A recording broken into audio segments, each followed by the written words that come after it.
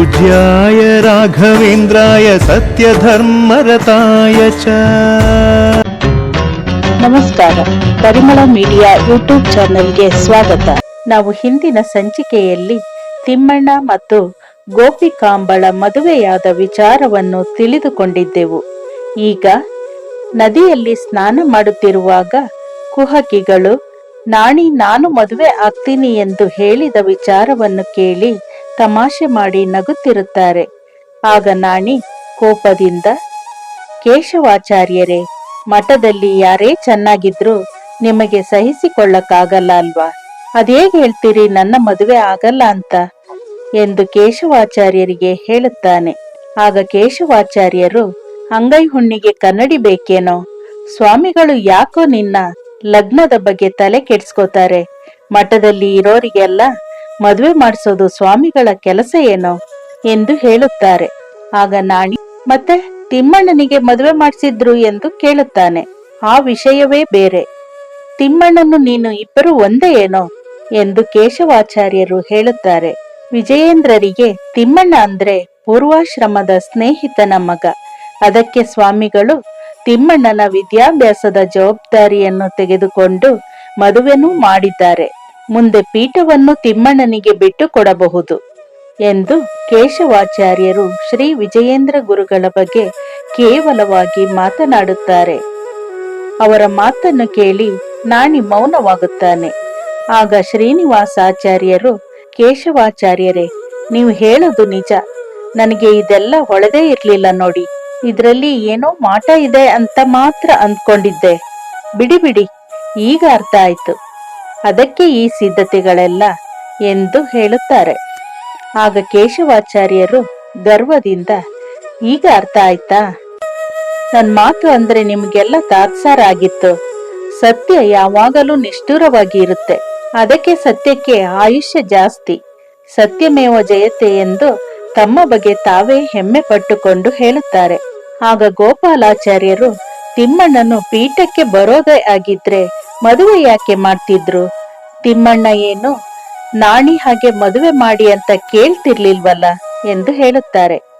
ಆಗ ಕೇಶವಾಚಾರ್ಯರು, ಅವನು ಯಾವುದನ್ನು ಕೇಳಿಲ್ಲ, ಕೇಳಬೇಕಾಗಿಯೂ ಇಲ್ಲ. ಎಲ್ಲ ತಾನಾಗೆ ನಡೆಯುತ್ತೆ. ಯಾಕೆಂದ್ರೆ ಪಿತೃಋಣ ತೀರಿಸಬೇಕಲ್ಲ ಎಂದು ಹೇಳುತ್ತಾರೆ. ಆಗ ಶ್ರೀನಿವಾಸಾಚಾರ್ಯರು, ಅದಕ್ಕೆ ಮದುವೆ ಮಾಡಿದ್ದಾರೆ. ನಾಳೆ ತಿಮ್ಮಣ್ಣನಿಗೆ 2 ಮಕ್ಕಳಾಗಲಿ, ಕರ್ಕೊಂಡ್ ಬಂದು ಪೀಠಕ್ಕೆ ಕೂರಿಸ್ತಾರೆ ಎಂದು ಹೇಳುತ್ತಿದ್ದರೆ, ಅದೇ ಸಮಯಕ್ಕೆ ಅದೇ ದಾರಿಯಲ್ಲಿ ಹೋಗುತ್ತಿದ್ದ ಶ್ರೀ ವಿಜಯೇಂದ್ರ ತೀರ್ಥ ಗುರುಗಳಿಗೆ ಕುಹಕಿಗಳು ಆಡಿದ ಮಾತುಗಳೆಲ್ಲ ಕೇಳಿಸುತ್ತದೆ. ಅವರಾಡುವ ಮಾತುಗಳನ್ನೆಲ್ಲ ಕೇಳಿ ಶ್ರೀ ವಿಜಯೇಂದ್ರ ತೀರ್ಥರಿಗೆ ಮನಸ್ಸಿಗೆ ತುಂಬಾ ನೋವಾಗುತ್ತದೆ.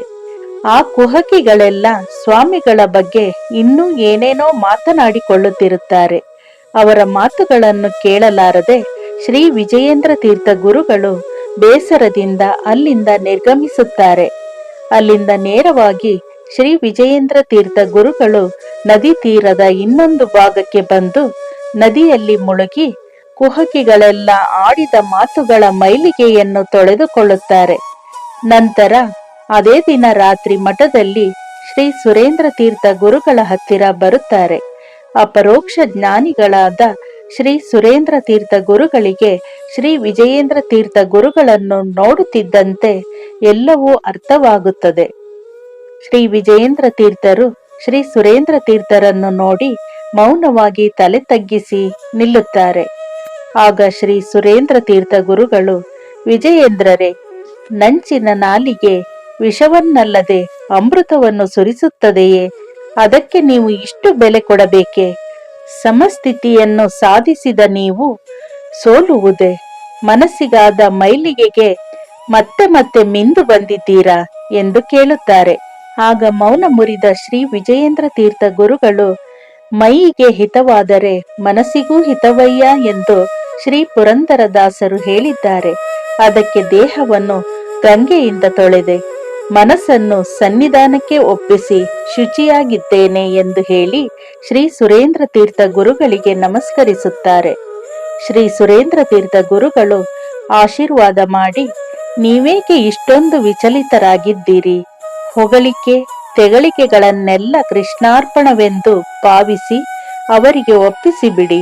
ದೈವ ನಮಗೆ ಒಪ್ಪಿಸಿದ ಕರ್ತವ್ಯವನ್ನು ನಿರ್ವಂಚನೆಯಿಂದ ಮಾಡಬೇಕಾದ್ದು ನಾವು.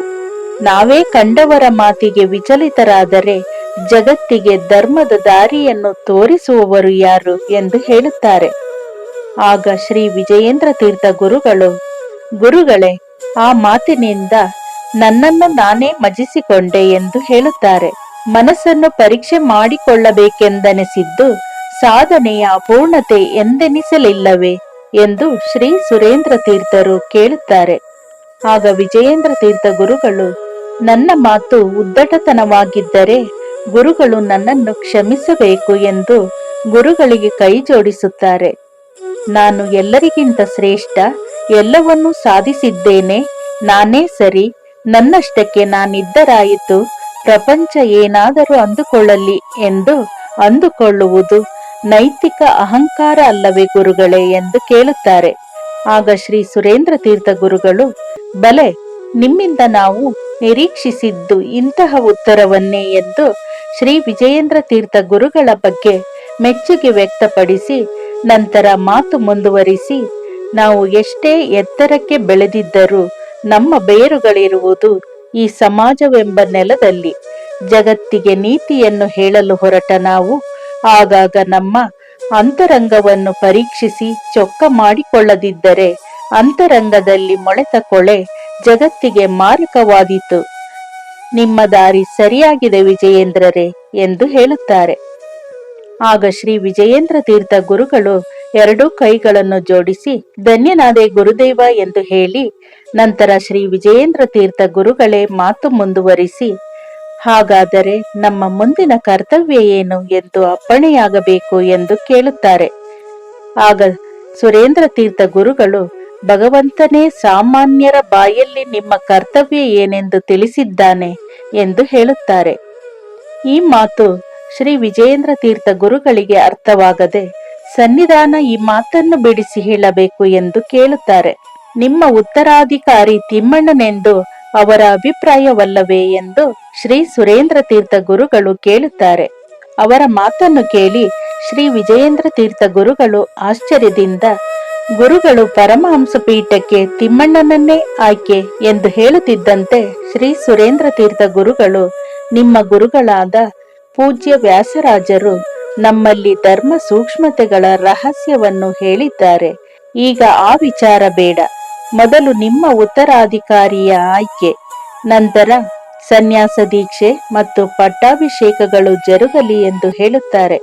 ಆಗ ಶ್ರೀ ವಿಜಯೇಂದ್ರ ತೀರ್ಥ ಗುರುಗಳು ನಮ್ಮನ್ನು ಉದ್ಧರಿಸಿದ್ದೀರಿ, ಸನ್ನಿಧಾನವೇ ಆ ಜವಾಬ್ದಾರಿಯನ್ನು ತೆಗೆದುಕೊಂಡು ಶ್ರೀಮಠದ ಉತ್ತರಾಧಿಕಾರಿಯನ್ನು ಆರಿಸಬೇಕು ಎಂದು ಹೇಳುತ್ತಾರೆ. ಪದ್ಧತಿಯ ಪ್ರಕಾರ ಅದು ನಿಮ್ಮ ಕರ್ತವ್ಯ ಅಲ್ಲವೇ ಎಂದು ಶ್ರೀ ಸುರೇಂದ್ರ ತೀರ್ಥ ಗುರುಗಳು ವಿಜಯೇಂದ್ರ ತೀರ್ಥರನ್ನು ಕೇಳುತ್ತಾರೆ. ನಾವೇ ತಮ್ಮಲ್ಲಿ ಅರಿಕೆ ಮಾಡಿಕೊಳ್ಳುತ್ತಿರುವಾಗ ಪದ್ಧತಿ ಅಡಚಣೆ ಮಾಡಲಾರದು. ಆಯ್ಕೆ ತಮ್ಮದು, ಆಜ್ಞಾದಾರರು ನಾವು ಎಂದು ಕೇಳಿಕೊಳ್ಳುತ್ತಾರೆ. ಆಗ ಶ್ರೀ ಸುರೇಂದ್ರ ತೀರ್ಥ ಗುರುಗಳು, ಸರಿ, ಹಾಗಾದರೆ ಸಂದರ್ಭ ಬರುವವರೆಗೂ ನಿಮ್ಮ ಉತ್ತರಾಧಿಕಾರಿ ಯಾರೆಂದು ಪ್ರಕಟಿಸಬಾರದು. ಉಳಿದೆಲ್ಲ ಸಿದ್ಧತೆಗಳು ಆಗಲಿ. ಬರುವ ಚೈತ್ರ ಶುದ್ಧ ಚತುರ್ದಶಿ ಎಂದೇ ನಿಮ್ಮ ಉತ್ತರಾಧಿಕಾರಿಗೆ ಸನ್ಯಾಸ ದೀಕ್ಷೆ ಮತ್ತು ಪಟ್ಟಾಭಿಷೇಕ ಎಂದು ಹೇಳುತ್ತಾರೆ. ಶ್ರೀ ಸುರೇಂದ್ರ ತೀರ್ಥ ಗುರುಗಳ ಮಾತನ್ನು ಕೇಳಿ ಶ್ರೀ ವಿಜಯೇಂದ್ರ ತೀರ್ಥ ಗುರುಗಳಿಗೆ ಆನಂದವಾಗುತ್ತದೆ. ಪೂಜ್ಯಾಯ ರಾಘವೇಂದ್ರಾಯ ಸತ್ಯಧರ್ಮರತಾಯ ಚ. ಇದೇ ರೀತಿ ಶ್ರೀ ಗುರುರಾಯರ ಸಂಪೂರ್ಣ ಚರಿತ್ರೆಯನ್ನು ತಿಳಿಯಲು ನಮ್ಮ ಪರಿಮಳ ಮೀಡಿಯಾ ಯೂಟ್ಯೂಬ್ ಚಾನೆಲ್ ಅನ್ನು ಸಬ್ಸ್ಕ್ರೈಬ್ ಮಾಡಿ, ಲೈಕ್ ಮಾಡಿ, ಶೇರ್ ಮಾಡಿ. ಧನ್ಯವಾದಗಳು.